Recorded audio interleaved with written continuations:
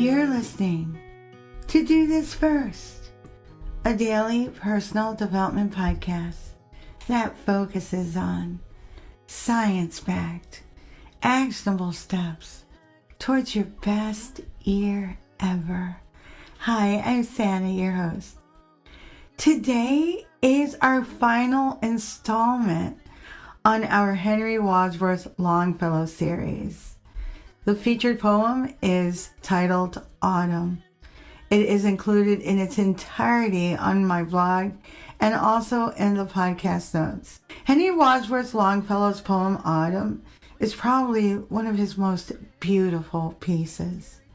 It uses descriptive language to paint a picture of the nuances of autumn. The poem, in essence, is about transformation and emotional depth.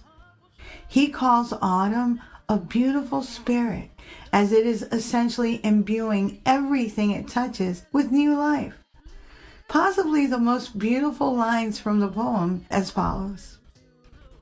Morn on the mountain, like a summer bird, lifts up her purple wing, and in the vales the gentle wind, a sweet and passionate wooer, kisses the blushing leaf and stirs up life.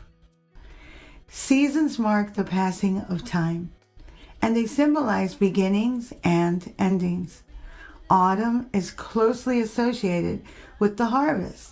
In early history, when our society was agrarian, if we planted in good soil and took care of our crops accordingly, we reaped the bounty of our harvest during the autumn season. Metaphorically, life also rewards us when we make good decisions and follow through. The poem can also be viewed from a personal development perspective as a metaphor for the cycles in life. In autumn, the leaves fall from the trees. The gardenias and gloriosas cease to live, and in turn, the zinnias and marigolds bloom, mirroring the natural cycle of life and death that we all must go through. Just as the birds shed their feathers and nature its leaves and petals in preparation for the winter, as humans, it's important to realize when it is time to turn the page, move on, and let go of what no longer serves us. Longfellow reflects on the passage of time, as autumn is also closely associated with transitions. It reminds us that life keeps moving forward, as life is perpetual motion. Nature knows this and reminds us in every season to take inventory of our lives. Autumn is an especially great time to reflect on what is stagnant and how we can get to the next level. Longfellow is also highlighting autumn as a metaphor for introspection and self-reflection. As the days grow shorter and the nights longer, we think about the choices we've made and the paths that we've taken. Are you where you want to be? What's missing? Here's a couple of compelling lines from the poem. Where autumn, like a faint old man, sits down by the wayside aweary. Through the trees the golden robin moves, the purple finch that on wild cherry and red cedar feeds. A winter bird comes with its plaintive whistle and pecks by the witch hazel. The faint old man is weary, but life keeps bustling about and moving forward. Autumn clears the way for new births, or metaphorically, a new life. Are you where you want to be? What's missing? In art, autumn is often used as a metaphor for melancholy and nostalgia.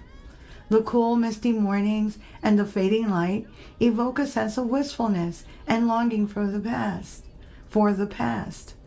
The beauty of change helps us appreciate how far we've come, and we can still feel excited for what is yet to be. Our experiences have shaped who we are right now, and it's wise to reflect on those hard-earned lessons.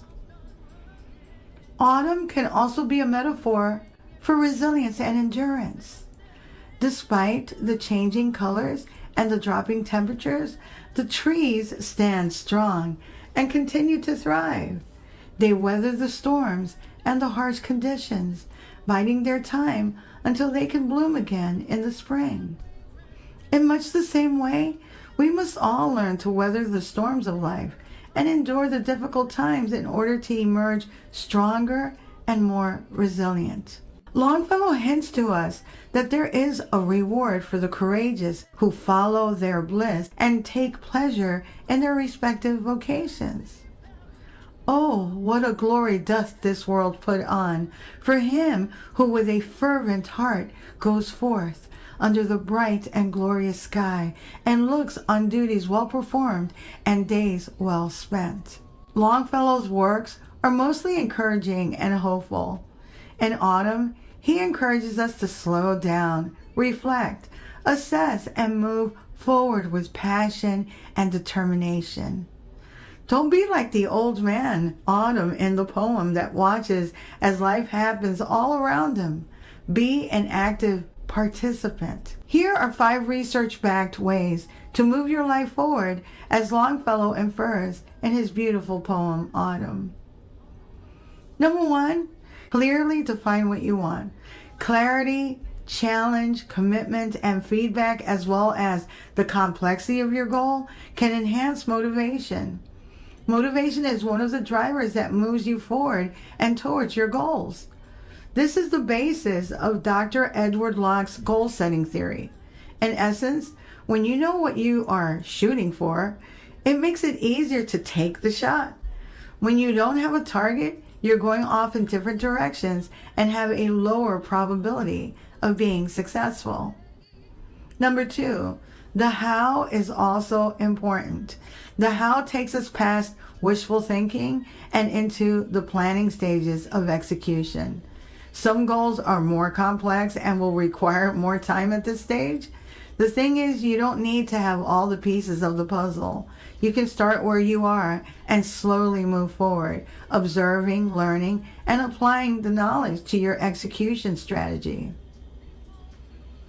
A third science-backed way of moving your life forward is to write it out. Dr. Gail Matthews from the Dominican University, her study on goal achievement confirms that committing your goals in writing and holding yourself accountable with regular updates on progress makes you more likely to achieve your goals. Tapping a friend as an accountability partner and setting deadlines and reminders along the way also helps exponentially. Number 4, keep learning. Be curious and try to learn something new every day. Keeping your brain sharp and engaged is a great way to continue moving forward. What did you learn today? Number 5, trust Honest Abe.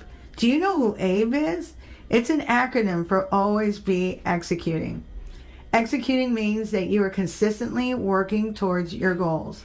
Always do something towards your goals every day. Like the late Zig Ziglar said, don't get cooked in the squat.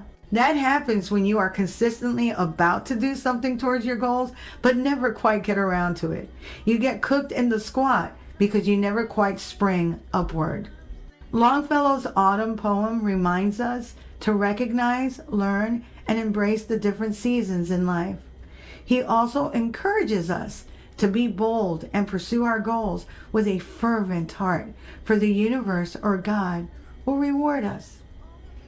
PoetryFoundation.org is a free source for most of Longfellow's works. Check it out if you get the chance. If you like what you're hearing, don't forget to leave a review. You can also read a full transcript of this podcast episode and all of my podcast episodes on my blog, DoThisFirst.life. You can also subscribe to my YouTube channel at Do This First. I'm trying to get to 10K, and today I saw an upward tick, so thank you very much. And of course, I'll continue to update my progress on each episode. You can also sign up for my new weekly newsletter, which will help you get your week started on a positive note, and updates on coaching, books, merch, and my public speaking engagements as they become available. And I also provide the latest research on personal development and brain health. Tomorrow, we'll kick off a new 10-part series. Till tomorrow. Moving past the rain, moving past the pain, past the color blue.